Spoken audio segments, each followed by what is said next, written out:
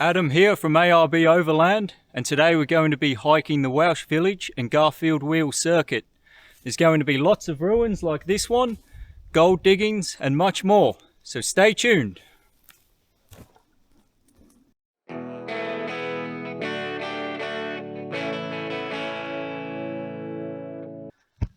Okay, so we just got to the car park. There's my car there. It's been about an hour's drive to get here. Now, this isn't the official start of the walk. This is actually the car park for Welsh Village. I'll show you on this map here. You are here. So Welsh Village is back up in here. All this area is the village. And then the official start of the walk is back down this way. But doing it this way, starting at the bottom of Welsh Village, is a much more enjoyable way to do it, I think. Let's make a move. That yellow top marker over there, that denotes the Central Goldfields track, which goes from, I think, Ballarat right the way into Bendigo. And I haven't done all of it. I've done parts of it though, some on foot and some on the mountain bike. So it might be a good idea for a future video.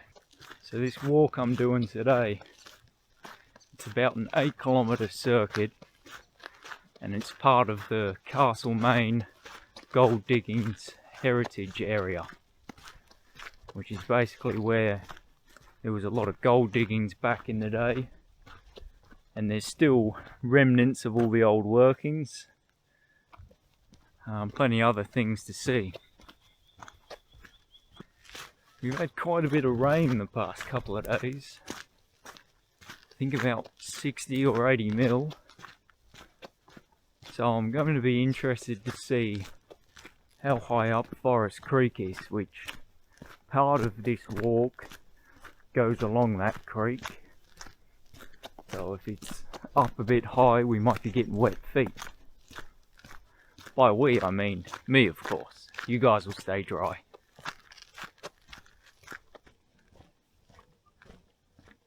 The old chunk of mistletoe growing out of that gum tree. Let's bring you back in close.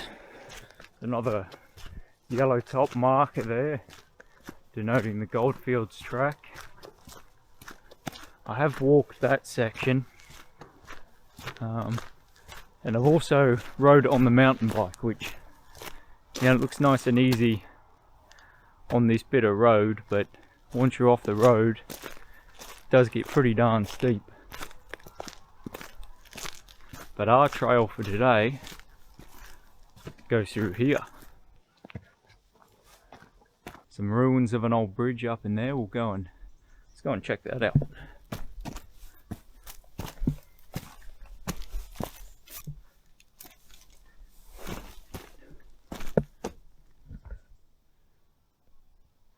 Surprising, I would have thought with the rain this would be full, but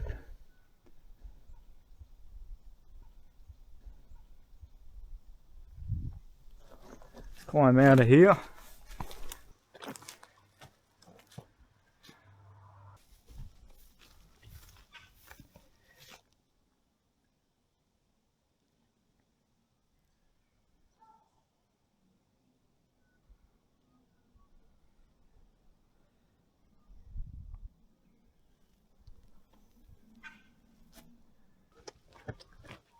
Make sure I duck under this so you guys don't get hit.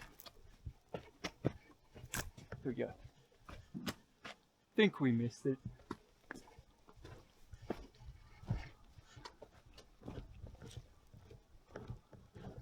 So all that through there is Forest Creek, and there's not much water in it. So at least my feet will stay dry. You have to say that was an old mullock heap.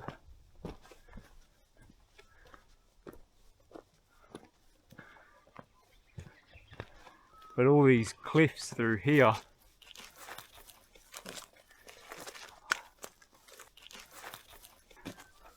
that's where they've been sluicing years ago. Amazing how much dirt must have been moved over the years.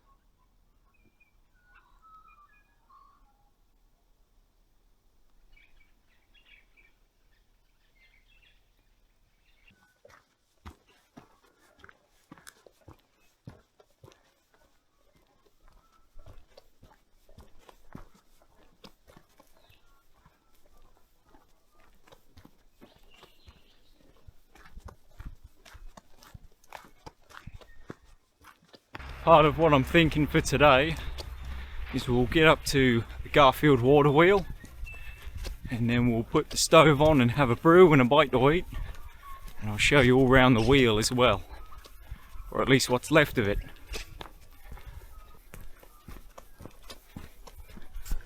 Turn you guys around again.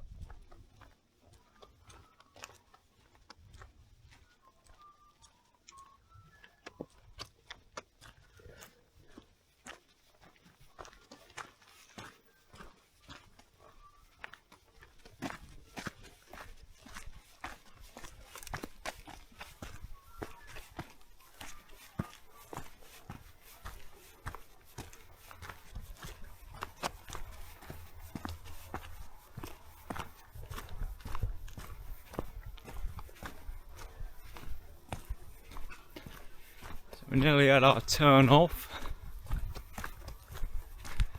where we'll hike up the road a little bit. Then we've got a pretty steep climb, pretty good hill, and then we drop down onto the Garfield water wheel. Okay, a nice little bench here to have a rest on. This is our turn off. We turn off here, then take another left right where that signpost is. Just stop to have a quick breather. Have a look at all that through there.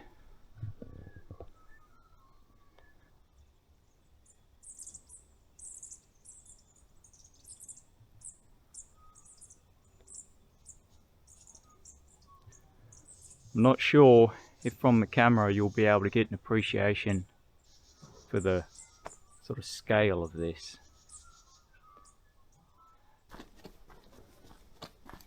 Looks like some ruins there.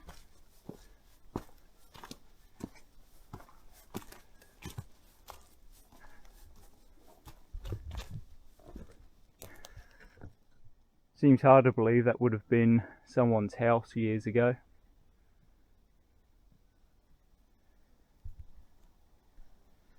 Another marker post there, so you know we're on the right trail. It is one of the good things with a lot of the walks in this area. They're usually well marked. A few of them can get pretty confusing though, because there's a lot of trails sort of intersecting with one another. And some of them aren't too well trafficked either.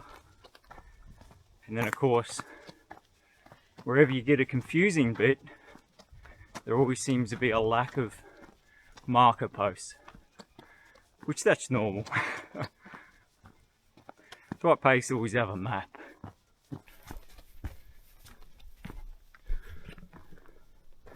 Very apt warning. I'll show you this. So straight through there, that is Mount Alexander. And I don't know how well the camera picks it up, but if you look, all the trees on it are brown and all the grass underneath and the ground is all black.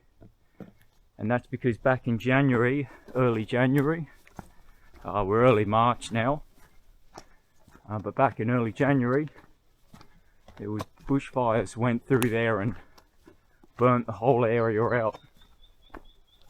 So we're just coming up on the water wheel now, and I've made it to it with just enough battery. So I'll turn you guys around and you can have a look.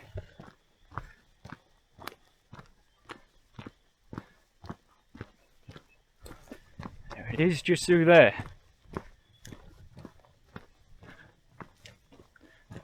However, I think my first stop is going to be that bench in the shade, and I'm going to get a brew on and have a coffee. And then once I'm all fueled up, we'll go exploring. Hope you can see it. The wheel is over there. I did my best to set it up so you had a decent view. Crusader stove.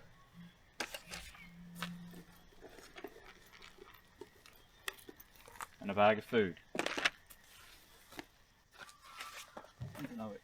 I need to find a rock to put it on. Don't want to burn the table. Here's one I made earlier. So with the Crusader stove, you've got the steel cup to cook in. The cooker, it's a pretty wonky rock.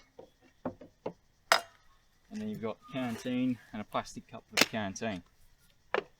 So this is the older Mark 1 though, which I prefer this over the Mark 2.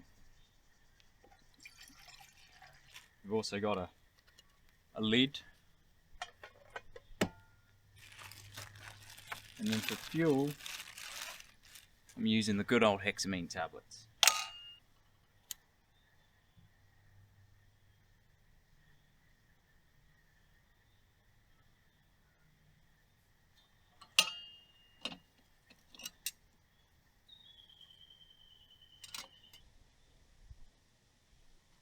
Well, sure did enjoy that coffee. Now it's time to pack up and we'll go and explore the water wheel. So there's a photo here, and what they've done, they've taken a photo of the ruins, what's left of the water wheel, and then they've superimposed a photo of it back in the day. So they built this back in 1887 and used it up until 1903.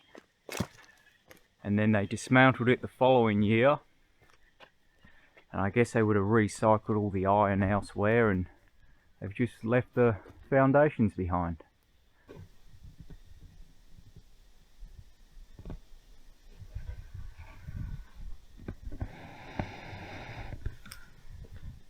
So the reason they built this was because originally the miners were panning in the local creeks and rivers for gold, and then they ended up following the quartz reefs up into the mountains, and then the problem became getting the gold out of the quartz, so they were using batteries to crush the quartz and remove the gold. And originally they were using all the local trees, they were cutting them all down and burning them to run the batteries. But what happened, they ran out of trees. So then the next thing was they built the Colburn water race, which then that was used to power all the batteries, which is where the water wheels come in.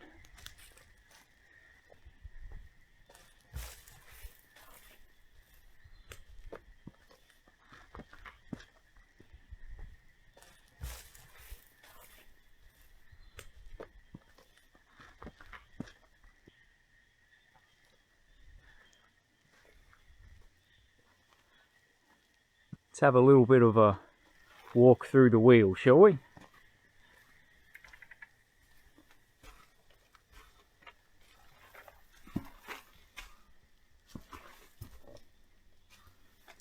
Seems like people have been throwing sticks in here.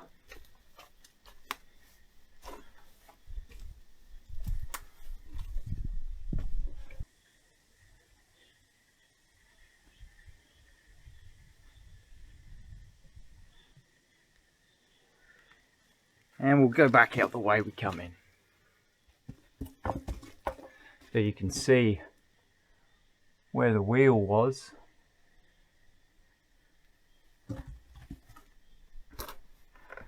And they would have built all this predominantly using sandstone that they would have all mined locally.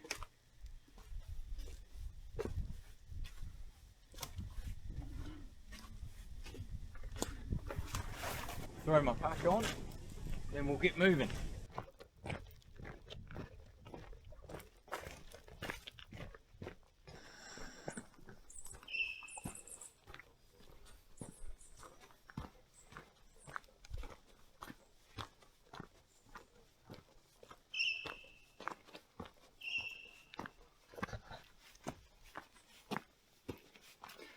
Some of these sections do get a bit steep. Just coming up on some ruins now, and this is the blacksmith site.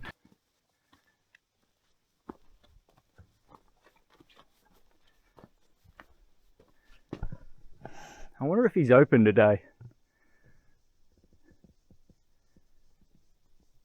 I don't know, it's a bit hard to tell.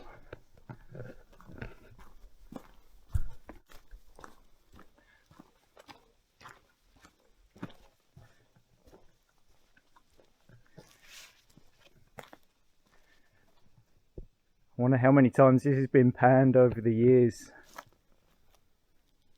I imagine a lot.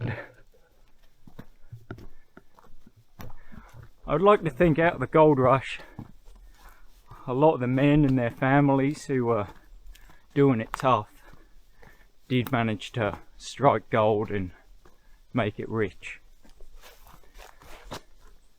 Then again, I suspect the guy to have been was the one selling shovels and picks. Like most things in life, probably pays to be the middleman.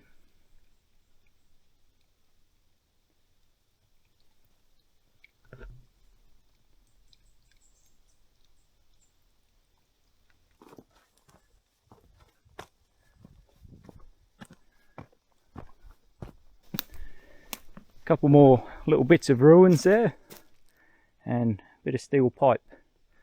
Guessing that would have obviously been something to do with the channel. It's definitely not someone's house.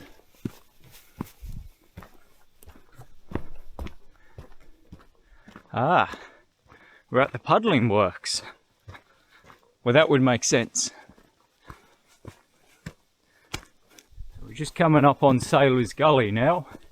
And if my memory serves right, it gets to quite a moderate incline, and there was a lot of quartz sticking up out the ground. There you go, Sailor's Gully.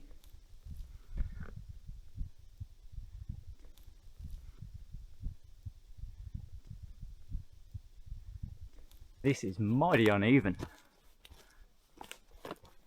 I just watch my footing, a lot of it's pretty loose as well. Don't want to slip over on camera. I'll have to edit it out if I do.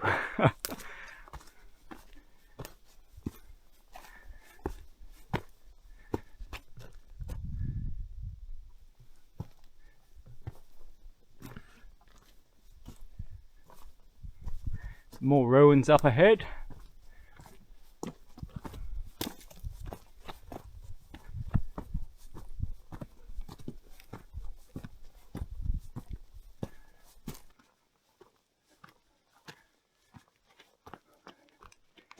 I'm looking forward to showing you around Welsh Village. There's some pretty cool houses and things up in there. What's left of them anyway. So we're just coming down into Welsh Village now. And all these pine trees you see, they were all planted. They're not native to Australia.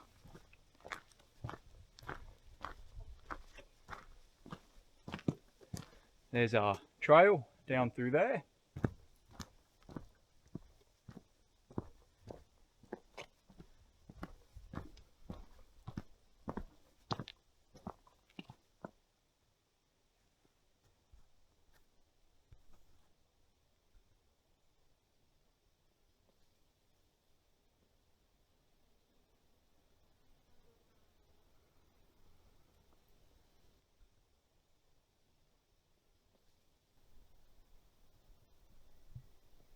So just through there is what's left of Welsh Village. At least that's some of it anyway.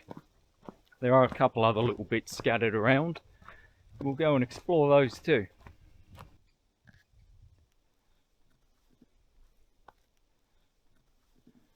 Imagine it would have looked a lot better back in the day.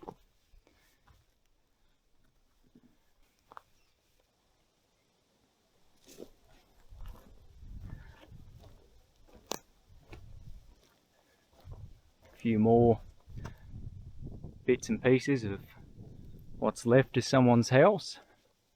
I think that's definitely the best one. All the wall around the back is pretty intact.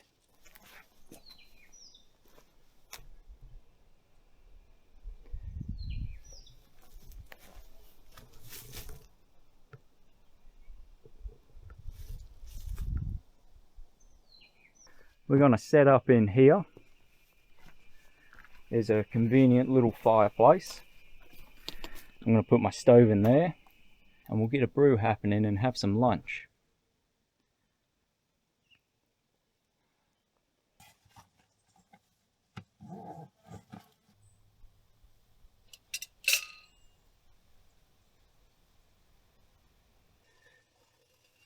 She's boiling.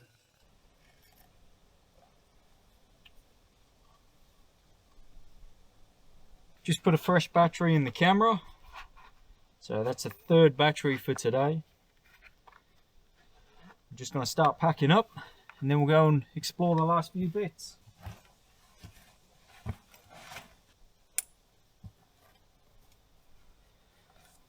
Quick check around, we've left nothing. Let's go. Of course, when I say let's go, basically means I've got to pack up the tripod. I think we'll take the steps back out of Welsh Village.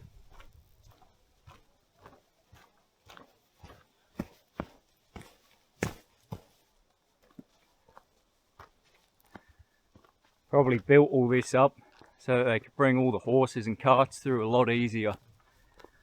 Move materials, supplies.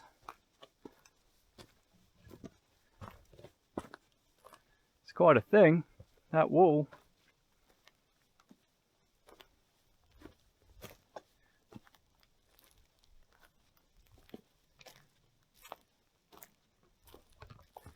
There's some more ruins up in here.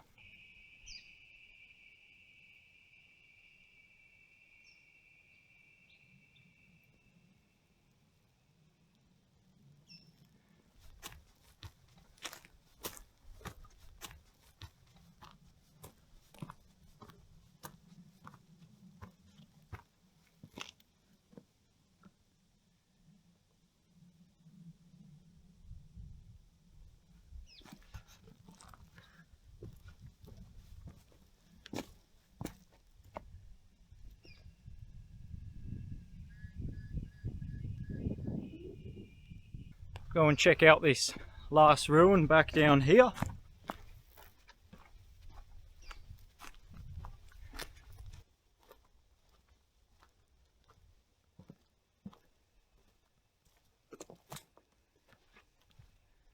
How good's that? Tree right in the middle.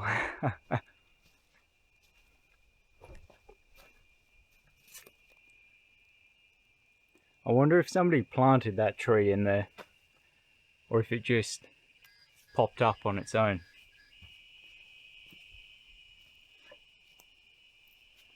It's pretty cool.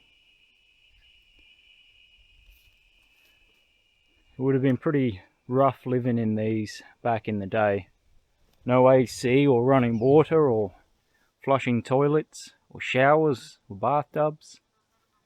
Basically just a stone wall. And then they would have had just sticks and bark for the roof. Not really a lot separating you from the elements.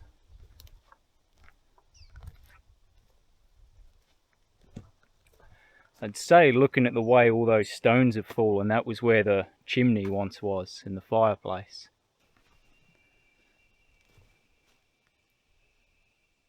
I'll give you a little tour around inside as well. So this is the master bedroom. This is the ensuite. Living room. Don't mind the tree, we're still in the process of renovations. And this is the kitchen. And the fireplace. Home sweet home. So I've just come up through there, which is steeper than it looks, but we've got what I believe is Nimrod Mine just over here.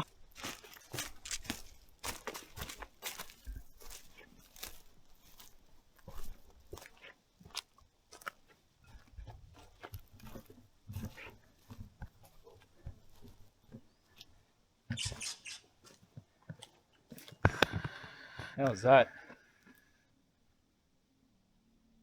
One thing I did bring was a coin. I'm gonna flick a coin down there and you guys can hear it drop. Ready?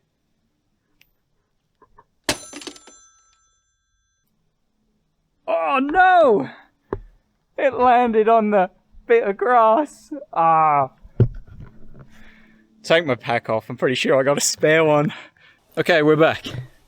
I've got another coin.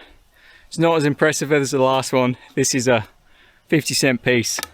The other one was a dollar coin. If I get this one wrong, all I've got left is a 10-cent piece, and then we'll be on the stones.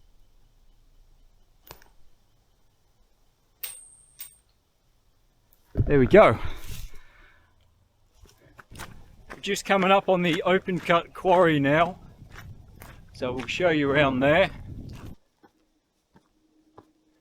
So years ago, I'd come in here and cut all this, basically all this back, and started mining all the slate. And I guess they would have been using it to make those houses and structures like the water wheel and the Colburn water race.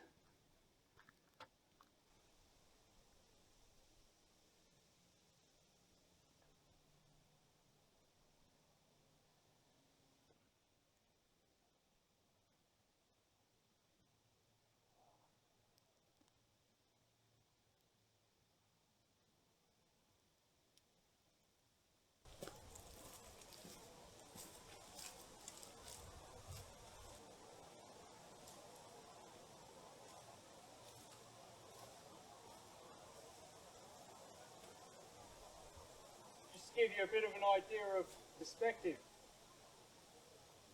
Not a bad view from up here either. So we're almost back at the car park. The last thing I wanted to show you was this big open cut quarry, which is just round the bend.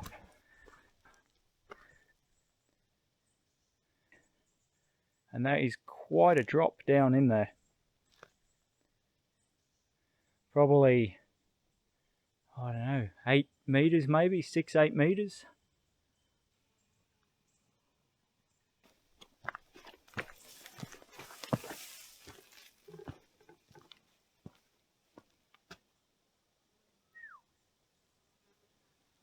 That is quite a drop. There you go. That's a pretty good view of it. Except for that tree that's rudely grown right in the middle.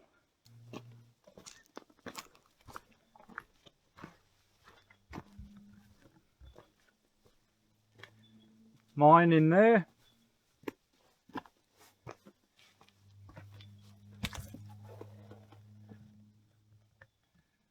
I suspect there's a few people who go and explore that. Certainly would not advise it though. I imagine that's where the sign was saying keep out. Looks like someone's had that away.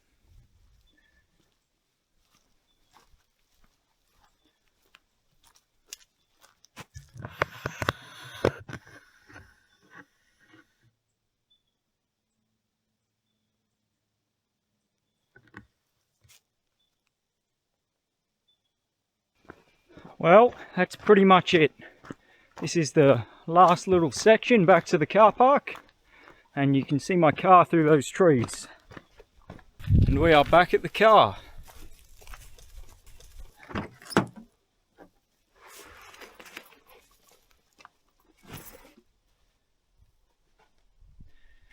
And remember, if you like today's content, don't forget to subscribe and join the adventure at ARB Overland. Danger, Will Robinson. Remember how I was telling you about the map? I've taken a wrong turn. I think we might edit that bit out. People counter.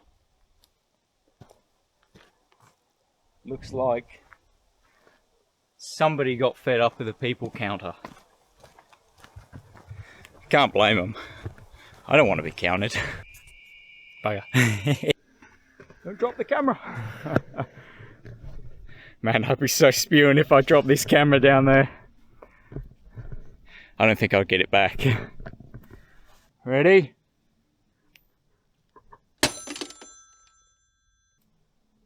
Oh no! It landed on the bit of grass. Ah. Take my pack off. I'm pretty sure I got a spare one. That's so embarrassing. I'm so going to edit that out. I could not have done that if I tried. Except for that tree that's rudely grown right in the middle. How dare you? That'll do.